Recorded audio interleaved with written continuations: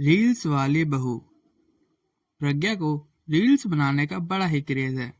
वह पूरे दिन रील्स बनाती रहती है, खाते पीते गाते घूमते, और यहाँ तक कि कॉलेज में भी।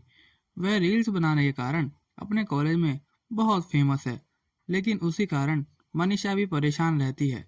एक दिन जब प्रज्ञा रील्स बना रही थी तो मनीषा ने बोला, एक मिनट भी चैन नहीं है इस लड़की को। ये नहीं कि खाना तो आराम से खा ले, लेकिन नहीं, अरे थोड़ी देर रील्स नहीं बनाओगी तो आसमान नहीं टूट पड़ेगा। अरे मम्मी, इसी को तो कहते हैं डिटर्मिनेशन। तुम नहीं समझोगी ये सब। ए भगवान, इस लड़की को सद्बुद्धि दे। जब देखो तब टेढ़ा बाका मुंह बनाती रहती है। मनीषा की बात का प्रज्ञा पर कोई असर नहीं होता और वह खाना खाते खाते रील्स बनाने लगती है। ऐसे ही दिन बीतते जाते हैं और प्रज्ञा का कॉलेज भी खत्म हो जाता है और बाद में प्रज्ञा के लिए रिश्ते आना शुरू हो जाते हैं।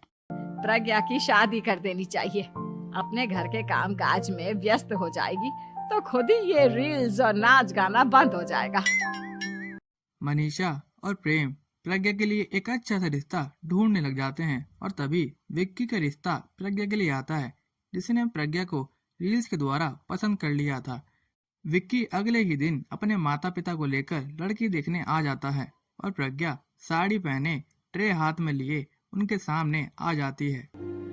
जब विकी को पसंद है तो हमें भी बहू पसंद है। बहन जी, आप बारात की तैयारी कीजिए। एक बार लड़का लड़की अकेले में बात कर ले तो अच्छा रहेगा। हाँ हाँ, क्यों नहीं। मनीषा विक्की को कमरे में भेजती है जहाँ प्रज्ञा पहले से ही रील्स बना रही होती है। तभी विक्की कहता है, आ गए आपके साजन जी। हमारे साथ ये रील्स कंप्लीट करती तो और भी अच्छा रहता।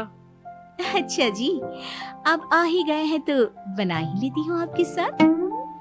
दोनों मिलकर रील्स बनाने लगते हैं। जब वे मीट और पोस्ट भी कर देते हैं तभी विक्की कहता है, जब आप साड़ी में चाय लेकर आई तब मुझे लगा कि कहीं मैं गलत घर में तो नहीं आ गया। अब सही है। दोनों की शादी पक्की हो जाती है। शादी में भी प्रज्ञा रील्स बनाती रहती है। बारात के टाइम पर भी प्रज्ञा रील्स बनाने में बिजी रहती है। सभी बाराती प्रज्ञा की बहुत तारीफ करते हैं। शादी के बाद प्रज्ञा ससुराल चली जाती है।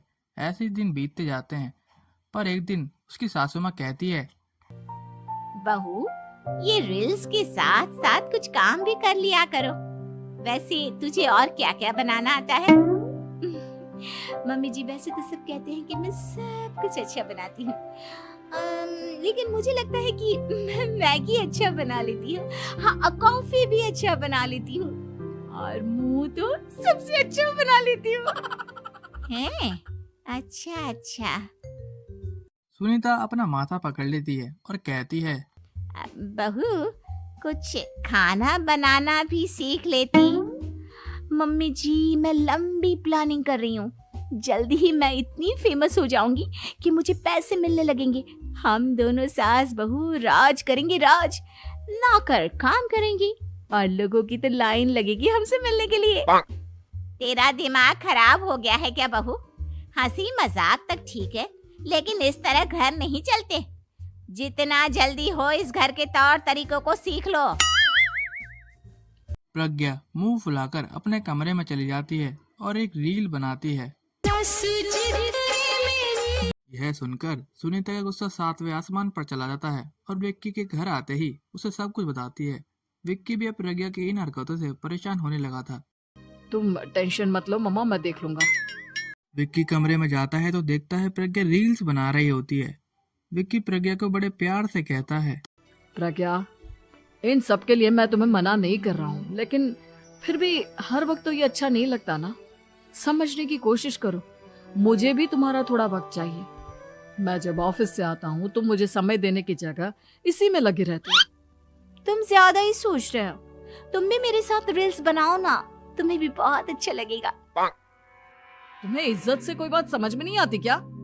दिमाग खराब हो गया है तुम्हारा इस चकाचौंध से। अगर तुमने अपना रवैया नहीं बदला तो मैं तुमसे दूर चला जाऊंगा।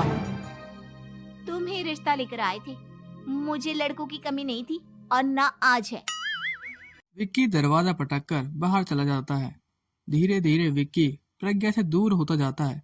एक रोज मनीषा प्रज्ञा से मिलने उसके ससुराल आती है तो सुनीता उसे बताती है कि बहन जी, अब आई हैं तो कुछ दिन यहाँ रहकर जाइएगा, आप ही का घर है। हाँ मम्मी, बहुत दिन हो गए तुम्हारे साथ एक भी रील नहीं बनाई मैंने। प्रज्ञा तुरंत अपने फोन में रील्स ओपन कर लेती है। ये सब मुझसे नहीं होता। तेरा ये भूत अभी तक नहीं उतरा क्या? बहन जी, आप कुछ कहती नहीं क्या इसे? जब आप ही कुछ नहीं कर पाई तो मैं कर ही क्या सकती हूँ। सास तो वैसी ही बदनाम है।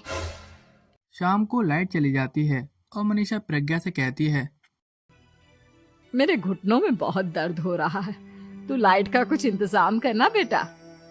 अच्छा, कैंडल जला देती हूँ मम्मा। मनीषा गाते हुए कैंडल जलाती है और खिड़की के पर्दे के पास रख देती है। मनीषा, जिसको बहुत दर्द हो रहा होता है, वह सो जाती है और प्रज्ञा हमेशा की तरह अपनी रील्स में लग जाती है। उसी तरफ कैंडल की वजह से कपड़ा आग पकड़ लेता है और मनीषा के कमरे में आग लग जाती है। बचाओ, कोई है, बचाओ। सभी भागते हैं और विक्की आग बुझाने में लग जाता है, लेकिन तब तक मनीषा आधी जल चुकी थी। मनीषा की हालत देखकर प्रज्ञा रोने लग जाती है। विक्की मनीषा को तुरंत हॉस्पिटल ले जाता है और उसे एडमिट कराता है। विक्की प्रज्ञा से कहता है, देख लिया ना, तुम्हारे इस नाच गाने की वजह से आज तुम्हारी माँ की जान जाते जाते रह गई। अब पता नहीं तुम और क्या चाहती हो। उधर डॉक्टर कहते हैं, इनकी हालत बहुत नाजुक है, आधे से ज्यादा जल चुकी है। प्रज्ञा रोती हुई मंदिर में जाती है और भगवान के आगे रोती हुई कहती है, भगवान, मेरी माँ को ठीक कर दो। मैं कसम खाती हूँ हाथ से ये रील्स बनाना छोड़ दूंगी। बस मुझे मेरी माँ वापस मिल जाए।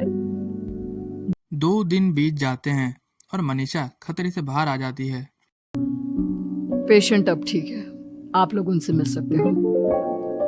सब कोई मनीषा से मिलता है और प्रज्ञा सबके सामने अपना फोन तोड़ देती है। मुझे माफ कर दो मम्मा, मैंने तुम लोगों की बातों को नजरअंदाज किया। बेटा, कोई भी चीज जरूरत से ज्यादा खराब है। मैंने तुम्हें रील्स बनाने से कभी मना नहीं किया, लेकिन हर वक्त एक ही चीज तो सही नहीं है। मैं समझ गई हूँ मम्मा, आई एम सॉरी। प्रज्ञा उस दिन के बाद रील्स बनाना छोड़ देती है और पूरी तरह घर में लग जाती है।